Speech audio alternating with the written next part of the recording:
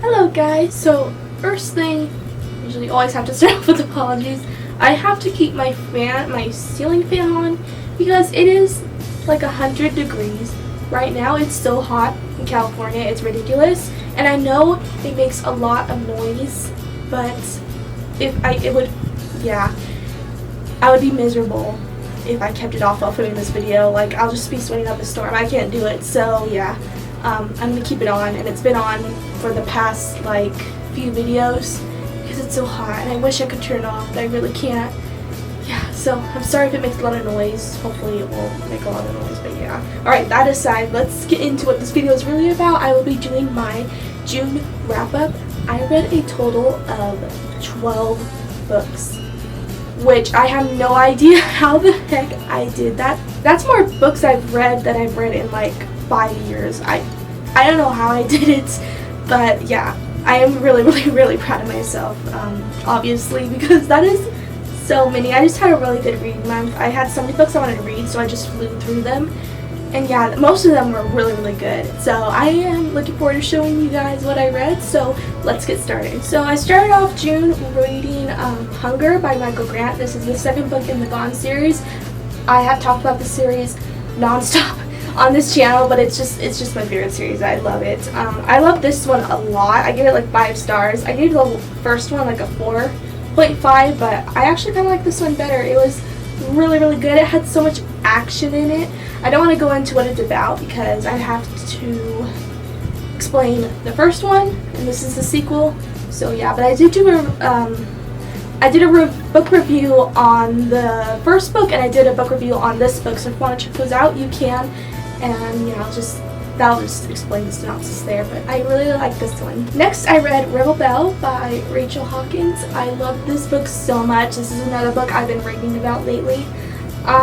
This one is about a girl who gets powers, which is called like Paladin powers, and with these powers she has to protect one person, and the guy she has to protect is someone she absolutely hates. And it was just a really funny book, and it was so fun to read. I just loved it so much. This is a trilogy, so there are 3 books. There are 2 of them out right now, but the 3rd book is not out yet. But yeah, I will definitely be continuing on with this series because it was just so good, and I really would highly recommend it. Then after that, I read Crossed, and this is the 2nd book in the Matched trilogy.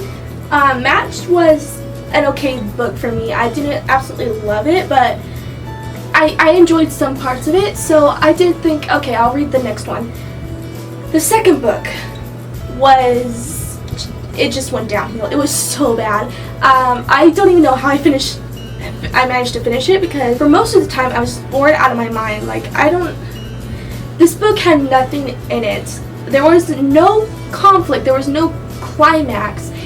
It was just a really disappointing book, and I loved the concept of the series so much, so it was just a total letdown. And I finished this book, and then I picked up the 3rd book. I got like 20 pages in, and there was no hope anymore, so I just dropped it. I was hoping it was going to get better in the 3rd book, but it didn't. So yeah, I wouldn't recommend this series. I guess if you wanted to read the first one, I did kind of like the first one, but I don't know, it just wasn't really good, and it was a total letdown. I gave Crossed like 2 out of 5 stars, so yeah, it was not good. Then I read Miss Peregrine's Home for Peculiar Children, and this one totally redeemed itself from the last book I read. This one's a total pick-me-up. I love this book a lot. I give it 5 out of 5 stars, easily 5 out of 5 stars, because I just really loved it. I love the concept of it. It was, I went on to this book not really expecting what to happen. I kind of thought it was going to be more of a horror book, but it was actually sort of an adventure book, and I just really loved it, and I will be picking up the sequel.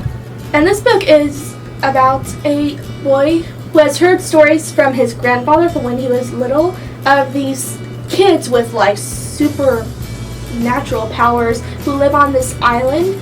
And so he goes to visit the island to see if these kids are actually real, and yeah, it takes off from there, and it's just really good. I really liked a lot of the kids in this book. They all had their like own personalities, and their powers were really interesting.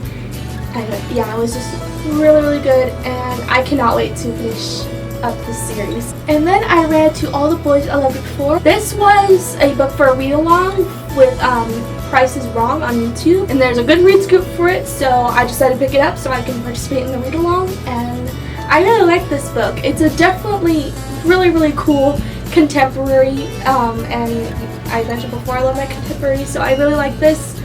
This one is about a girl who has a habit of writing letters to boys she's loved, but she doesn't send them out. She just writes them, addresses them, and puts them in like a hat box and keeps it in her closet, but she'll never send it out to the boys.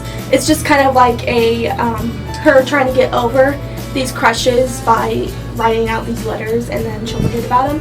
But then her letters get sent out and she has to deal with the consequences of that, and it was really good.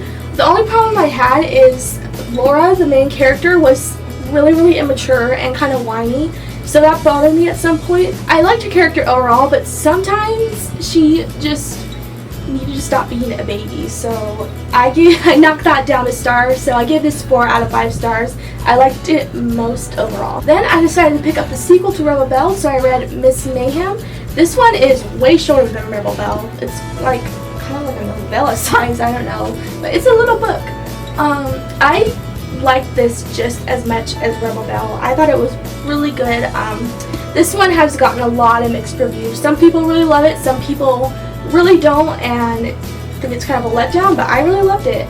I didn't find really many problems with it. I would say it's not as funny as Rebel Belle was, but it had a lot of drama in it, and I like my drama in books, so I think that's why I enjoyed reading it. And I gave this one a 5 out of 5 stars. Then I was accepted on NetGalley, which is a site you can go to if you want to get like ARC copies of books for review. So I checked that site out, and the first book I requested was Everything by Nicola Yoon, and I was really excited to be accepted for this book because I've been really wanting to read it, and I really did like it. This one is a contemporary about a girl who is like literally allergic to everything. She cannot go outside of her house. She's been like stranded in her house since she was little because if she goes outside she'll probably die. But then new neighbors move next door, and one of the neighbor's kids is a boy who she is very interested in, and some romance goes off from there, and it was really cute. I really liked this book overall. I give it 4 out of 5 stars. There were some parts of it where I felt like it was very fast-paced and rushed, so I knocked it down 1 star. I did really like it overall. I thought it was adorable. I loved the romance in it so much. It was so cute. Then, since I was still on a kick from Miss Peregrine's, I decided to read the graphic novel of Miss Peregrine's Home for Peculiar Children. It's the same exact thing as the novel, it's just a graphic novel. So, and I read this like in one sitting. It was a really fast read. I thought the illustrations were so cool. I don't read a lot of graphic novels. I read manga. That's all I really read. I don't read like graphic novels, but this one was a good start. I thought like the pictures are just amazing, and I just really loved it. And after I read the novel, I knew I just had to get the graphic novel because I'm really a big fan of this series. Then I finally picked up the 3rd book to the Gone series, and this is Lies. I like this one just as much as the other 2. It was good. I think it's a lot shorter than the other 2. The first 2 books look so big, and this one's just like teeny. So that's kind of weird, but I give this one a 5 out of 5 stars. I thought it was just as good as Hunger. There was a lot of action in it and a lot of just crazy parts. So yeah, now after this one I have to get to the 4th book, which I'll probably get to soon because I really need to finish off this series. Then I read my most favorite book I read this month, and that is Ugly Love by Colleen Hoover. This was amazing. So good. I read this like under 24 hours. I could not put it down. This is the first new adult book I've ever read, and it really made me fall in love with new adult. It was just so good. Like, I gotta do a review on this soon so I can just like rave about it. Not all, because if I start raving about it now I won't stop, so I need to stop. This one is about a girl, and she's like in her early 20s, and she moves in with her brother in his apartment. He lives in like an I don't really know how to describe it. He's a pilot, so he lives in like close to the airport or something. And there she meets Miles, which is this super hot guy, and she's not in love with him, and he's not in love with her, but they have like a really big attraction to each other. So they kind of start off this relationship, quotation marks, and it's kind of like a friends with benefits relation, but they're not even considered friends. They're just, it's really hard to explain it. Like, I think you probably know what I mean. It's like friends with benefits, but they're not close as friends. But they find out that this relationship they have is only gonna like go up in flames, and they start falling in love with each other even though they don't want to. And it was so good. It made me cry so bad. Miles has the most horrible backstory, and you don't know what it is until like the end of the book, and it's kind of leading up to you finding out why he doesn't want to build relationships, and you find out in the end, and it just broke me. It was so sad. I just loved it, and I would recommend it.